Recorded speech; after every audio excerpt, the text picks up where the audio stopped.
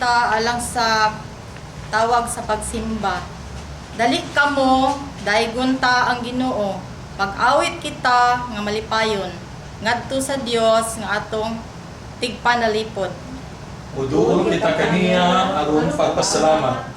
Ug awitan ta siya malipayon mga awit sa pagdayon. Tanan kay ang Ginoo gamhanang Dios, gamhanang hari nga labaw sa tanang Dios, ug takos siya mudawat sa tanang dungog ug himaya. Awito nato ang awit sa pagdayig, dungog ug himaya.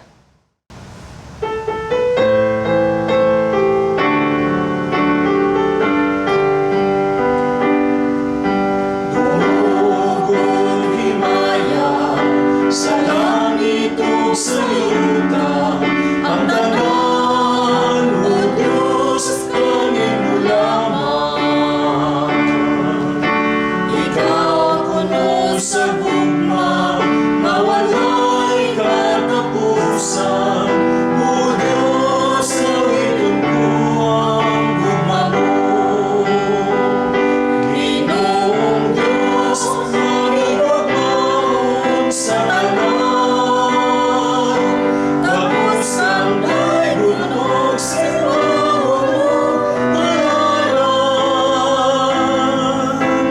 ang tanan kong gugma, ginatugyan ko kanimo. Ang kinabuhi ko, O Diyos, kanimo lamang. Dungog ug himaya sa langit ug sa yuta, ang tanan, O Diyos, kanimo lamang. Ikaw puno sa gugma, na walay katapusan. O Diyos, awiton ko ang gugma mo. Ginoong Diyos, magigugmaon sa tanan. Tapos ng daygunog sa bawalo, ang tanan kong gugma, ginatugyan ko kanimo. Ang kinabuhi ko, O Diyos, kanimo lamang. Ginoong Diyos, magigugmaon sa tanan. Tapos kang daygunog sa bawalo, ang tanan kong gugma, ginatugyan ko kanimo. Ang kinabuhi ko, O Diyos, kanimo lamang. Ang kinabuhi ko, O Diyos, kanimo lamang. Mag-ampo kita. Nagapasalamat ako nining kabuntagon Ginoo. Salamat sa gasa sa kinabuhi nga imong gidugang nimo kanamo. Salamat usab Ginoo nga bisan pa sa nasinati namong sitwasyon karon pandemic, nagpadayon gihapon ang among pag-alaga diha kanimo sa espiritu ug kamatuoran. Hinaot unta Ginoo nga sa kanunay ikaw jud ang magagiya kanamo sa inadlaw-adlaw namong pagkinabuhi. Ikaw ang mag-una ug maulahi sa unsa may mga plano namo nga buhaton. Ablihan mo ang among mga kasing-kasing ug mga hunahuna aron sa pagpamati namo sa imong pulong. Mutubo kini sa among kasing-kasing ug masabtan namo ang mensahe aron kami makahimaya kanimo diha kanimo Lord. Kining tanan akong ginabalik dungog ug himaya sa pangalan lamang ni Hesukristo nga among Ginoong Dios ug mangluluwas. Amen.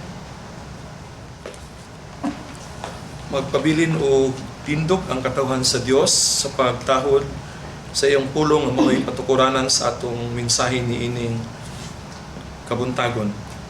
Gikan sa Salmo 133, 1 ngadto sa 3. Pagkaayo ug pagkaanindot kun maghayo sa pagpuyo ang katawhan sa Dios.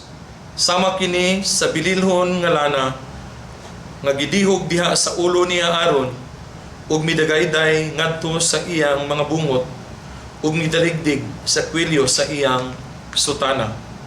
Sama kini sa yamog sa bukid sa Hermon nga minghugpa sa kabungturan sa Sion. Dito misaad ang Ginoo sa paghatag sa iyang panalangin nga mao ang kinabuhi nga walay katapusan. Ang Dios magapanalangin kanato sa atong pagpatalinghog sa iyang mga pulong palihugmang lingkod.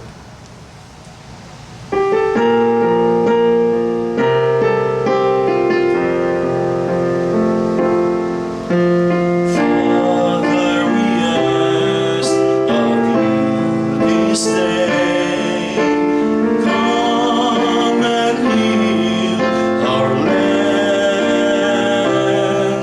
Knit our hearts together, that your glory may be seen in us. Then the world will know that Jesus Christ is Lord. Let us be one voice that glorifies your name.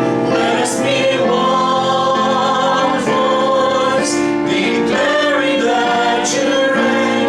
Let us be one voice in love and harmony. And we pray, oh God, grant us unity. Now is the time for you and I to join our hearts in praise, that the name of Jesus will be lifted high above the earth. Then the world will know that Jesus Christ is Lord. Let us be one voice that glorifies your name. Let us be one voice declaring that you reign. Let us be one voice in love and harmony. And we pray, oh God, grant us unity. Let us be one voice that glorifies your name. Let us be one voice declaring that you reign. Let us be one voice in love and harmony. And we pray, oh God, grant us unity. And we pray, oh God, grant us unity.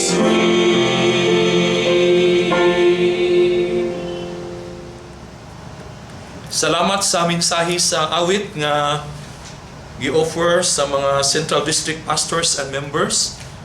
Salamat kaninyo nga pagsugod nato niining atong online worship ministry na agyud mo ug hangtod karon nagpadayon. Ang atong mensahe niining kabuntagon giuluhan og the blessings of unity, ang panalangin sa panaghiusa.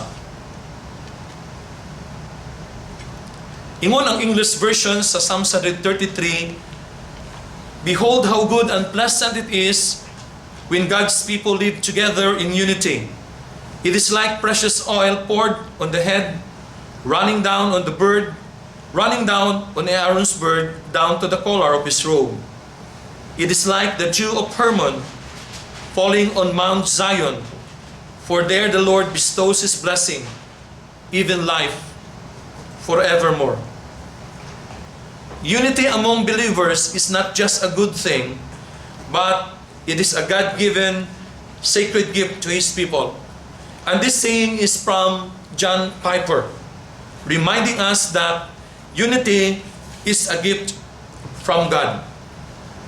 Ang background sa atong teksto sa Psalm 133, usa ni siya sa mga kanta nga ginaawit sa mga Israelita samtang magpatunga sila ngadto sa bungtod sa Jerusalem. Sa English gitawag kini siya og Song of Ascents.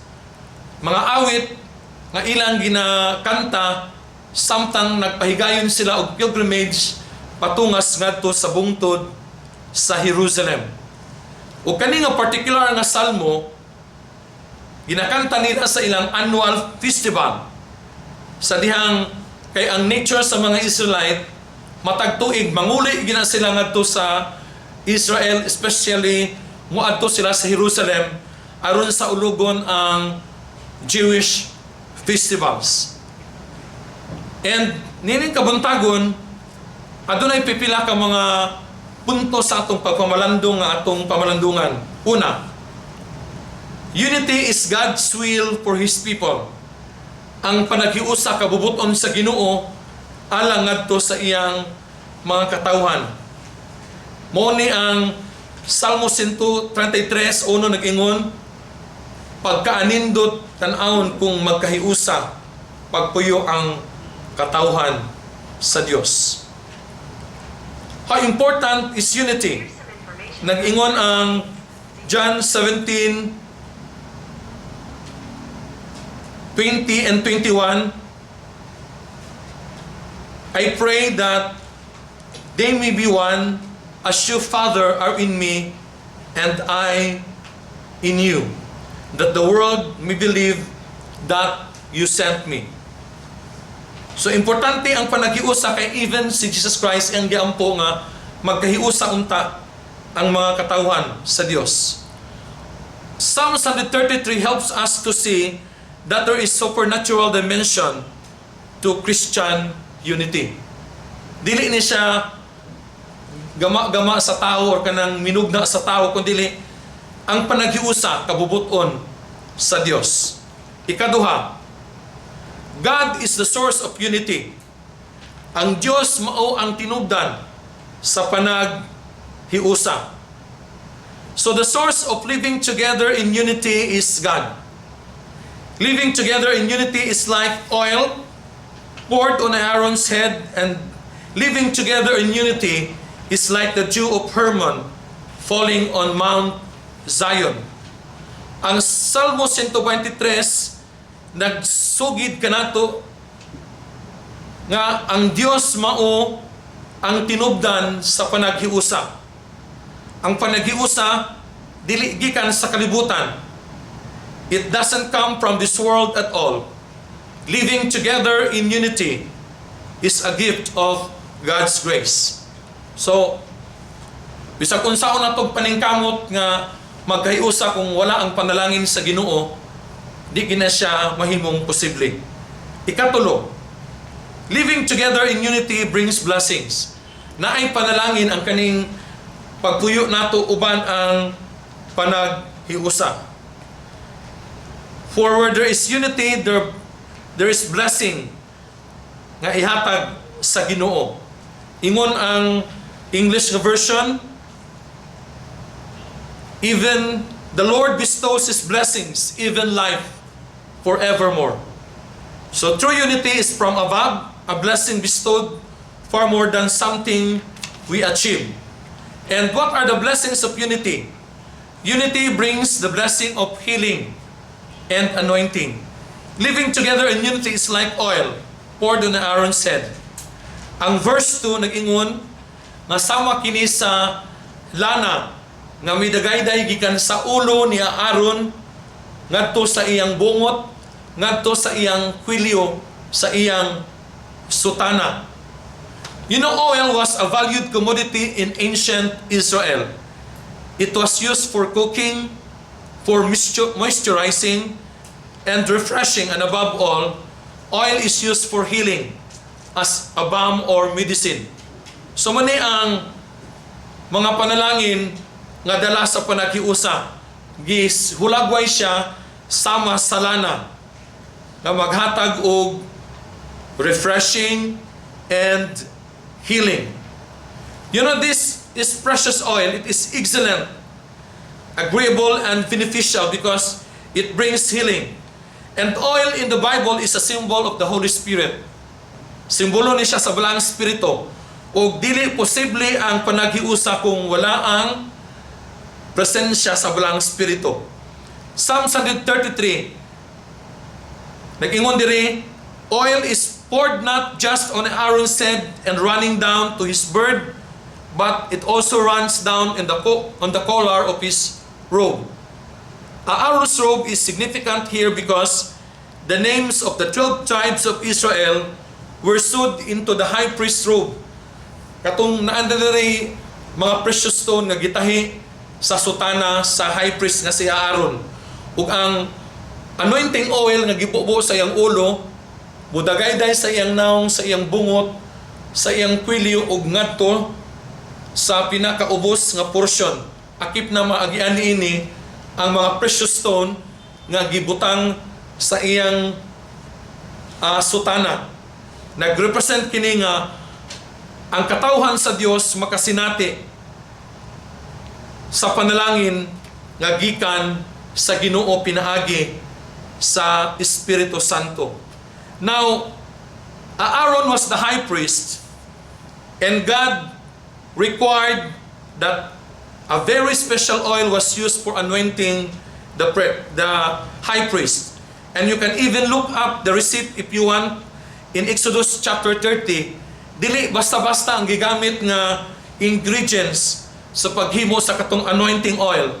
It was a special blend of olive oil, myrrh, cinnamon, cassia, and cane.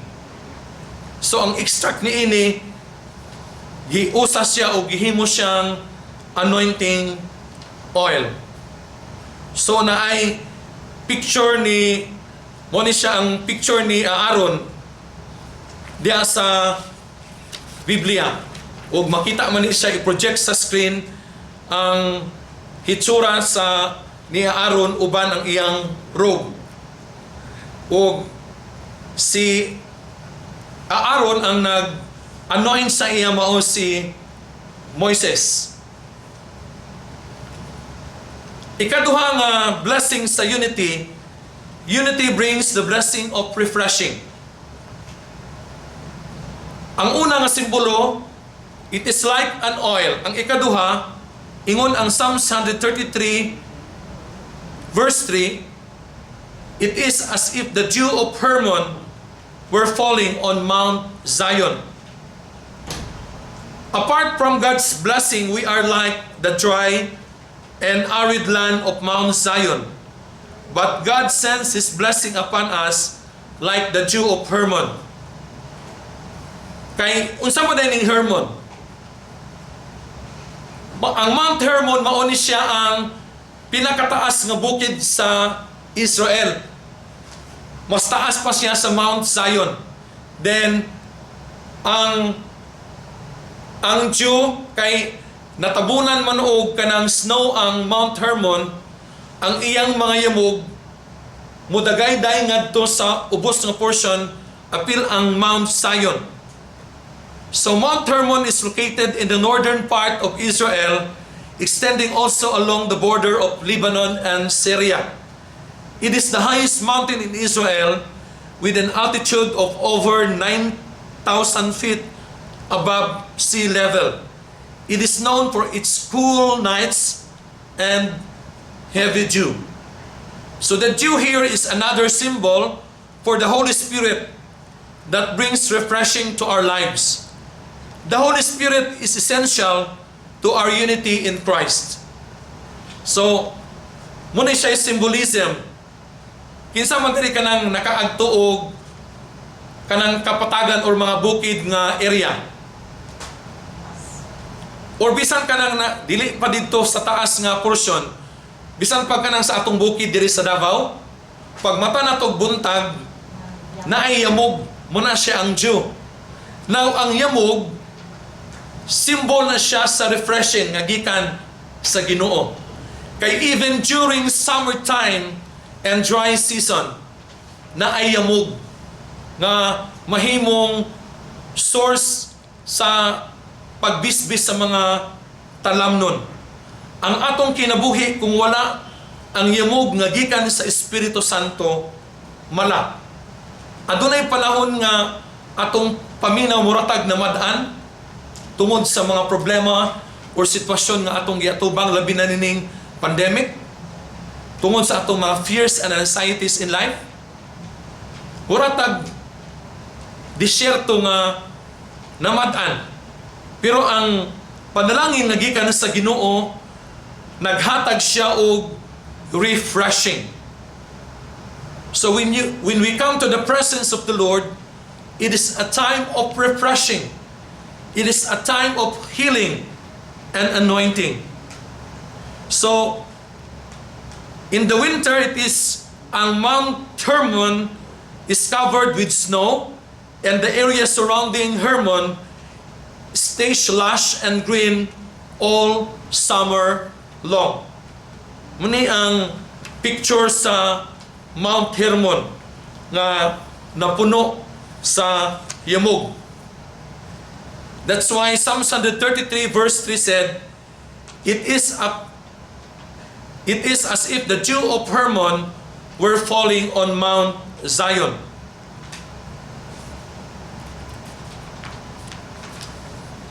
And be reminded that we have two very important mountains mentioned here in Psalm 133. Hermon to the north and Zion to the south. Hermon towering over other mountains and Zion just part of the range. Mount Hermon cool and refreshing. Mount Zion hot and dry.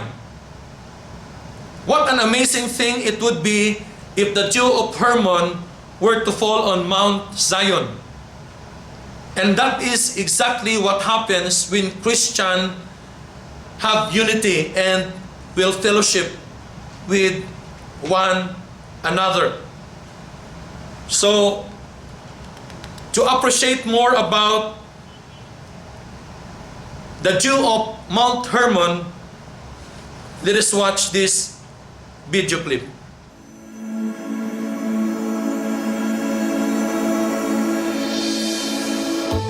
Mount Hermon, living together in harmony.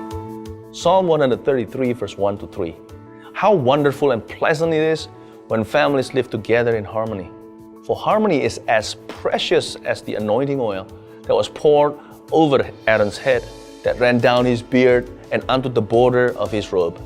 Harmony is as refreshing as the dew from Mount Hermon that falls on the mountains of Zion, and there the Lord has pronounced His blessing, even life everlasting.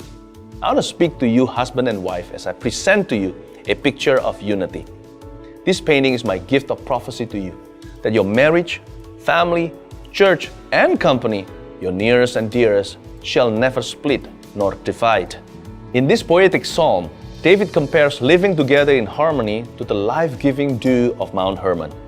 Mount Hermon is the tallest mountain in Israel, and it is at the far north of the nation of Israel today.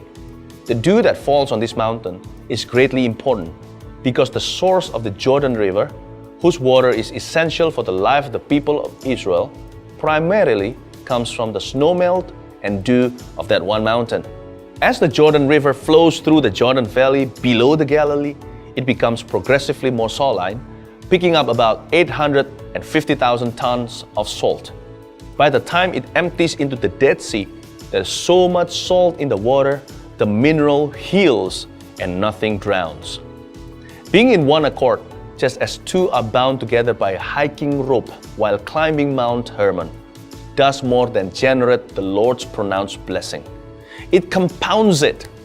Then as the blessing is passed on from one generation to the next, it gets even better and more. What begins as a refreshing snow could result later in mineral water with therapeutic benefits. What a wonderful and pleasant complication. I sincerely wish for such blessings in your family tree.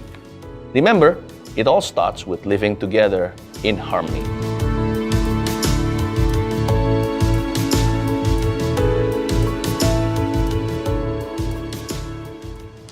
And thanks be to God for His Word. Amen. Atong hiusahon karon ang atong mga kaugalingon diya sa atong Pinaagi sa atong katiningbanon nga pagampo. Magampo ta. Mahigugmaon ug silimbahon ng mga Dios. Nining atak na Ginoo ania kami nga imong mga katawhan nagaduol kanimo. Uban ang mapaubsanon nga kaugalingon. Pag-ila sa imong gahom, sa imong grasya, sa imong gugma ug kaluoy sa among mga kinabuhi. Diha sa among inadlaw-adlaw nga pagkinabuhi. Salamat o Dios. Ini maong higayon diin kami makaduol kanimo o makasimba kanimo bisan sa mga panghitabo sa among palibot, bisan pa sa panghitabo nga among nasaksihan ug nasinati karon diha sa among sitwasyon. Ikaw Ginoo wala magkulang kanamo. Ikaw kanunay nagpabati sa imong presensya pinaagi sa balaang Espiritu Santo na maoy magdihog kanamo, maoy mag-ayo kanamo aron kami o Dios makapadayon sa paglihok o pagbuhat sumala sa imong katuyuan o kabubuton. Ginoo sa among pagsaulog sa Christian Week of Prayer and Unity, naghangyo kami ng imo mga pag-ampo that they may be one just as you and I, Father, are one. Mahimo kining adunay katumanan o Dios. Pinaagi usab sa imong pagpanalangin kanamo. Tungod kay kawang o Dios, ang among panaghiusa kung kini walay panalangin nga gikan kanimo. Usa Ginoo, salamat kaayo sa ehemplo ni Aaron sa iyang kinabuhi ingon nga high priest sa Israel. Salamat o Dios nga pinaagi usab kaniya makabaton kami o mga pagtulunan sa iyang kinabuhi. Karon amo kini nga ikinabuhi sa mong inadlaw-adlaw nga pagbuhat sa mga butang nga buot nimong buhaton namo. Nini nga takna o Dios, among ginumduman ang among mga kaigsuonan, labihan ni adtong mga naay kaguol nga ilang gibati tungod sa pagpanaw sa ilang hinigugma sa kinabuhi. Kadtong adunay mga sakit Ginoo sa tambalanan, sa panimalay, ikaw Ginoo magaduaw kanila aron ang imong healing touch imong ipabati ug pasinati kanila. Ang among mga kaigsunan o Dios nga nanarbaho sa halayong dapit sa Pilipinas, uban sa ilang pamilya nga gibilin dinhi sa Pilipinas, hinaut ikaw sa makiguban kanila. Ang among mga kaigsunan nga nawad-an sa trabaho, Ginoo hinaot nga ang imong inadlaw-adlaw nga provision ila usab matagamtaman. Ang tanan o Dios nga adunay mga problema, pagsulay sa kinabuhi, ang tanan nga gibug-atan ug gikapuyan o Dios, nawad-an sa paglaom, nawad-an sa pagtuo bisan pa kanimo Ginoo. Naghangyo kami nga ikaw magabisita kanila Ginoo ug ang imong mga pulong unta mahimong giya sa ilang mga kinabuhi. Ginoo nining taknaan, nag-ampo kami sa imong iglesia, bisan pa sa United Church of Christ in the Philippines, nga nag-atubang og dako nga hagit ni ining mga panahon. Ginoo na side ikaw ni ining tanan, binang among mga lideres sa iglesia Ginoo. Naot ikaw magapanalangin kanila, magahatag kanila sa kaalam, aron diha sa ilang pagpangulo Ginoo, ikaw ang masentro. Ug ikaw gayud Ginoo ang mahimaya sa ilang mga kinabuhi, dili ang ilang mga kaugalingon. Among giampo ang tanan nga mga pastors bisan pa diha sa iglesia. Salamat usab sa mga pagpaningkamot bisan pa Ginoo nga dili magtagbuay ang mga miyembro sa iglesia. Naningkamot o Dios ng mga pastor nga ang imong mga pulong moabot ngadto kanila. Pinaagi niining maong programa sa Metro Davao hiniusang panimbahon ug sa uban pang gibuhat sa mga kaiglesiyahan Ginoo. Salamat sa ilang mga kinabuhi. Mga miyembro Ginoo sa UCCP, ikaw Ginoo magapadayon sa pagpanalangin kanila, adlaw-adlaw sa ilang pagkinabuhi. ang mga frontliners, ang mga pulis, ang tanan Ginoo. Adunay kabahin aron kining maong problema nga among giatubang karon. Ani nga pandemya, hinaot o Dios, ikaw magapanalangin ug magauban usab kanila. Uban silang panibalay Ginoo. Ayo kami kanunay o Dios sa imong proteksyon. Bisan pa Ginoo sa imong kaalam aron kami mahibalo unsa gyud ang angayan namong pagabuhaton bisan pa sa tanang pagsulay nga among nasinati sa among kinabuhi. Giampo ang tanan nga mga opisyal sa among nasod gikan sa presidente paingon sa among mga barangay kapitan. Ginoo nga ikaw usab magagiya kanila, magalig-on kanila aron Ginoo sa ilahang pagpangulo, ikaw gayod o Dios ang maoy masunod. Dili ang ilang kabubuton. O hinaot o Dios nga ikaw magapadayon sa pag-una kanamo at maghatag kanamo sa igong direksyon sa dalan nga buot nimong among pagalaktan ug pagbuhat aron o Dios ang imong kabubuton matuman ani sa among mga kinabuhi. Ginoo, ani ang imong mga katawhan karon nagaduol kanimo uban ang pagtuo nga diha kanimo anaa kami kasiguruhan, diha kanimo anaa kami kaluwasan, diha kanimo anaa kami kaayuhan gikan sa tanang matang sa mga kasinatian nga among gisinati adlaw-adlaw sa among kinabuhi. Ginoon, nagapo ako nga ikaw magapadayon sa pagpanalangin ining maong programa. Hinaot o Dios nga ikaw magapanalangin sa mga pastors nga nangulo niini ug ang tanan nga manimati Ginoo. Abrihan nimo ilang mga hunahunag kasing-kasing aron ang imong mga pulong dili makawang kung dili mahimo kining gabayan sa adlaw-adlaw nga pagkinabuhi. Gitugyan namo o Dios ang tanan namo nga mga cares and ang tanan namo nga mga concerns. Naot o Dios, maabot kini sa trono sa imong grasya ug moabre ang ganghaan sa kalangitan ug imong ibubo ang imong panalangin sa matag usa ka namo. Salamat sa matag kinabuhi ani adinhi naot nga ikaw gapadayon sa pagligon ug pagpanalangin. Ginoo, kining tanan among giampo o maglaom kami nga ikaw magadungog sa tanan namo nga pagpangaliupo kanimo. Kining tanan tugyan namo tungod lamang sa ngalan ni Kristo Jesus nga among Ginoong manluluwas. Amen.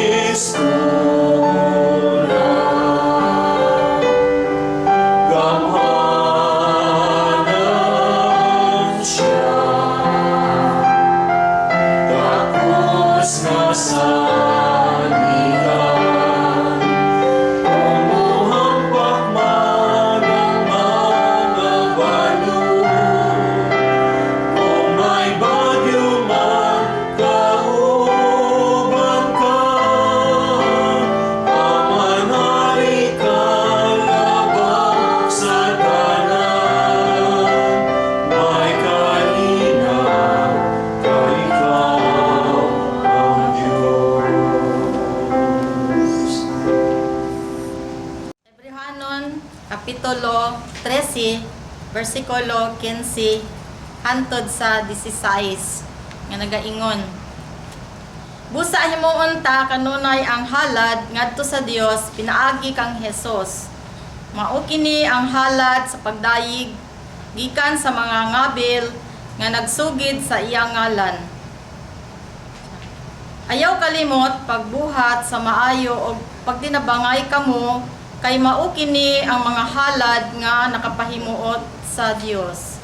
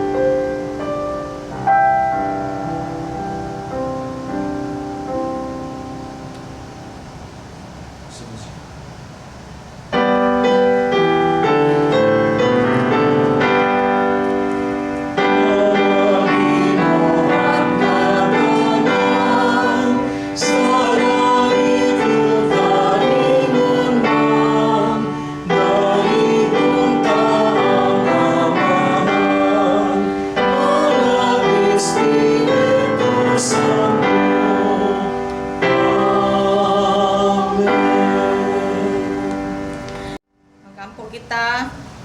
Mapasalamaton kaayo kami, Ginoo, bisan pa sa ginagmay o sa dako nga among nahatag diha kanimo, ikaw gyud ang tinugdan sa tanan.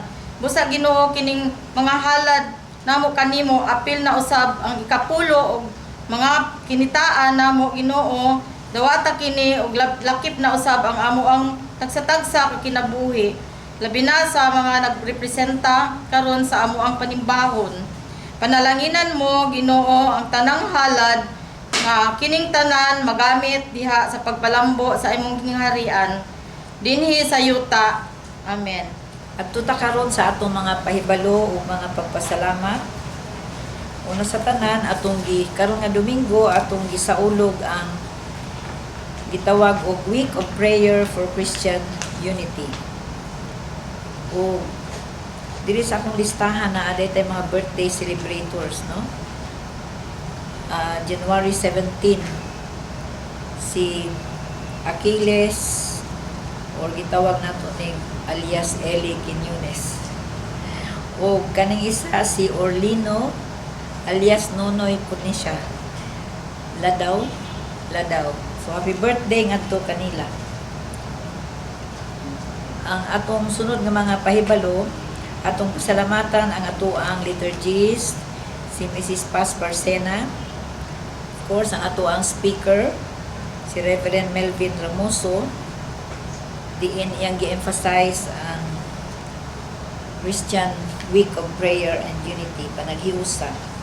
Of course, ang atong choir, nga nindot kay manganta, mga lay nga mga loyal jud ni sila kaayo, no? Rain or shine na ni sila. Salamat kaayo sa inyo mga kinabuhi. Ito mga pastors, ang ato ang pianist, of course, no? Banato siya karon, ang ato ang multimedia director si Pastor Wenzel Diolde. Of course, wala pud ta gutumon pud ta og wala tay mga sponsors nato sa atong lunch. So salamat kaayo sa lamian pud na mga pagkaon nga gi-sponsor ka nato. Usa sa atong mga sponsors si Mrs. Susan Palad, Niya, giingon na apoy anonymous lang, di lang siya magpahibalo no? Ikan sa Katalunan Grande. Niya, ato pong ipahibalo nga katong ato mga offerings ato po itong dadon sa mga simbahan diin kita na miyembro no? Unya ato pong pahibalo nga ang ato ang sunod nga speaker sa January 24 si Reverend Wenzel Diholde, niya ang ato ang liturgist si Pastor Melvin Ramoso. Igsuon mo ni ang ato ang mga pahibalo karon naot nga magapadayon kita sa pagbuhat sa ministeryo sa atong Ginoo. Hi, I'm Paul from the Scholarship Admission and Promotions Office of Brockingshire College. And we are happy to announce with you that Brockingshire College of Davao, through its distance and flexible learning platform, will continue to give its learners quality education without compromising their health. And our enrollment is extended until January 30, 2021 for our college programs. We have Bachelor of Science in Nursing, we have Bachelor of Science in Pharmacy, we have Bachelor in Medical Laboratory Science, we have Bachelor of Science in Psychology, we have also Bachelor of Science in Information Technology, we have Bachelor of Elementary Education, Bachelor of Business Administration major in Marketing Management, and Bachelor of Arts in Theology. We have also earning units for education program. We also offer Master of Arts in Nursing, Master of Arts in Theology, and Doctor of Medicine. Also, we have the complete basic education programs. We have the senior high school with ABM, STEM, UMS, and ICT and H. We have also junior high school, complete elementary, and preschool programs.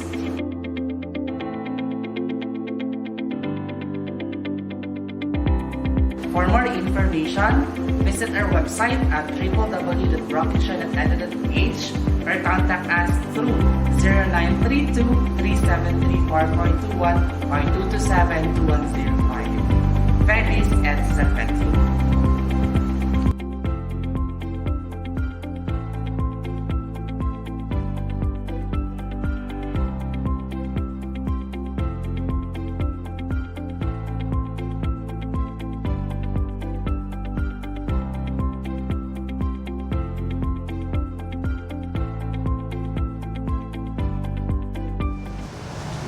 Manindugtang tanan ug atong awiton kining atong himno sa panagios.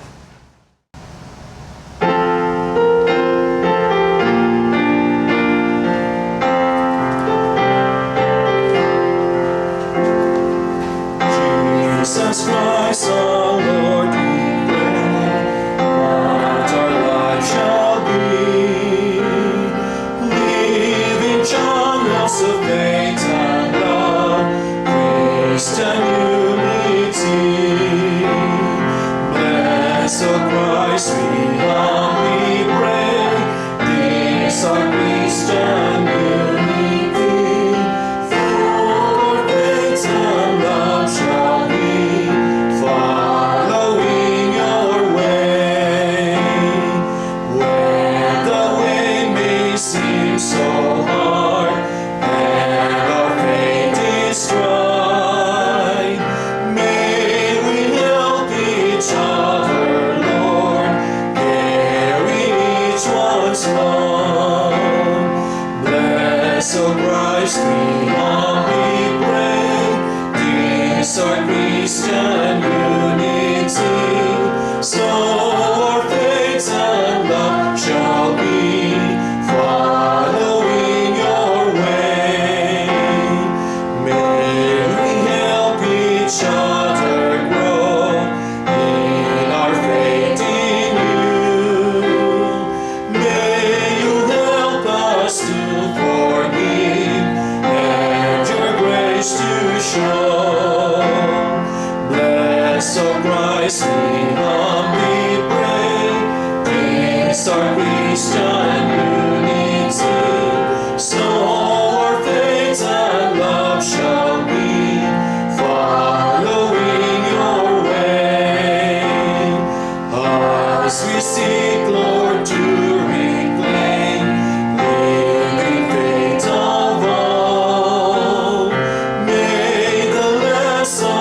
of darkness, guide us in our task. Bless our Christ, we humbly pray. Peace our Christian unity, so our faith and love shall be, following your way. Our commitment we renew to your mission, Lord. Make us channels of unity, following your way. Bless our Christ, we humbly pray. This our Christian unity, so our faith and love shall be, following your way. Salamat Ginoo ni ining Domingo nga among gisaulog ang Kristohanong panaghiusa. Salamat nga imong gipahinumduman pinagi sa imong pulong nga ang panaghiusa imong kabubuton alang kanamo nga imong mga katawhan. Ang panaghiusa gasa gikan kanimo o Dios pinaagi sa Espiritu Santo.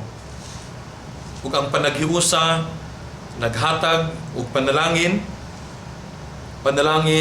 sa kaayuhan, panalangin sa pagbag-o sa among kusog, panalangin nga among masinati diha lamang sa imong presensya. Tabangi kami Ginoo nga nining panahon sa pandemya, nining panahon sa kalisdanan, ang among kinabuhi mamahimong panalangin ngadto sa uban, ug kami magkahiusa imong mga katawhan sa pagpakita na kami nagatuo sa Dios nga tinubdan sa panaghiusa. Panalangini ang matag usa, ang matag panimalay, ang matag iglesia, ang among komunidad ug ang tibuok kalibutan nga unta makit-an ang imong mga anak nga nagkinabuhi diha sa espiritu sa panaghiusa. Itugyan namo ang tanan nga kanimo ug salamat Ginoo sa imong mapadayunon nga pagbantay, pagprotektar kanamo batok sa COVID-19 nga virus. Salamat sa miling dugo ni Ginoong Hesus nga magatabon sa matag usa kanamo Ginoo aron walay bisan unsa nga kadautan nga muduol kanamo apil sa among tagsa-tagsa ka mga panimalay o kaiglesia-hanan. Itugyan namo ang tanan nga kanimo pinaagi lamang kang Kristo Jesus among Ginoo higala ug manluluwas. Panalanginan ug bantayan kamo sa Ginoo, magmaluluyon siya kaninyo, hatagan kamo niya og kalinaw. Sa ngalan sa Amahan, sa Anak ug sa Espiritu Santo. Amen.